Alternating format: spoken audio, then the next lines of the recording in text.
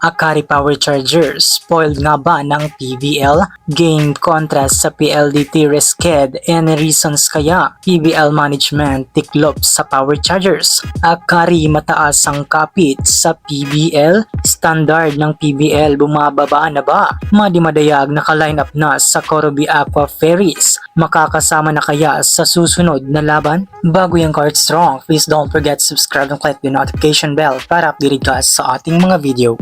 Binago nga ng PBL ang schedule after nag-request ang Akari Power Chargers na reschedulein ang kanilang laban kontra sa PLDT High Speed Hitters. Ayon nga mismo kay Coach Ricaport na may laban sana sila ng Akari ngayong December 14, ngunit nireschedule nga ito ng PBL to December 18, 2024. Marami nga ang nagulat dahil agad pinagbigyan ng PBL ang Akari dahil nga rito ay trending nga sa X-World at any social media platform ang ginawa ng PBL na pabor para sa Power Chargers. Parang na-spoiled na nga ng PBL management ang Akari kung saan ay halos lahat ng request nito ay nasusunod. Una na dito ang pag-trade ng mga players ng Akari at NextLed. Tapos ngayon naman ang pag-resched ng games kontra sa PLDT. Rason nga rito ng Akari ay puno na ang kanilang schedule ng laban at sunod-sunod ang kanilang laban sa mabibigat na team. This issue needs to be addressed sa PBL dahil mukhang nagpapakita sila ng favoritism sa Akari only.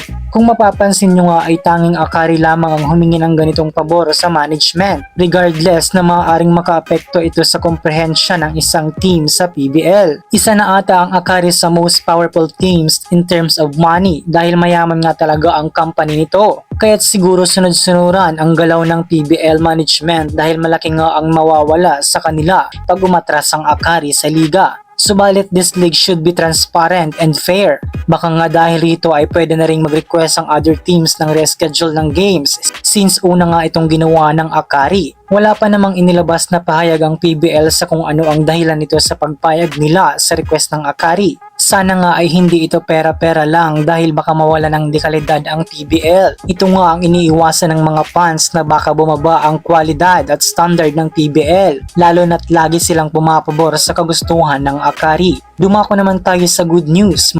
Isinama na nga ang Pinoy Pride middle blocker na si Madi Madsila Madayag sa lineup ng Corobi Aqua Ferries. Matagal na rin kasi nating inaantay kung kailan may ipapasok si Madi sa lineup ng Corobi. Subalit ngayon nga ay kasama na si Madi na may suot na jersey ng kupunan. Maaaring anytime nga ay pwede na siyang hugutin ng team para maglaro sa laban. Maaari na ring magharap-harap ang tatlong Pinoy imports na si Gia Morado, Jaja Santiago at Madi Madayag sa mga susunod nilang mga laban. Sa ngayon Card Strong ay antayin na lang natin kung kailan may ipapasok si Madi sa laban nito sa torneo. Mga Card Strong, sa tingin mo, takot ba ang PBL management na kumalas ang Akari sa liga? Makakapasok kaya si Madi sa laban bago matapos ang kanilang torneo?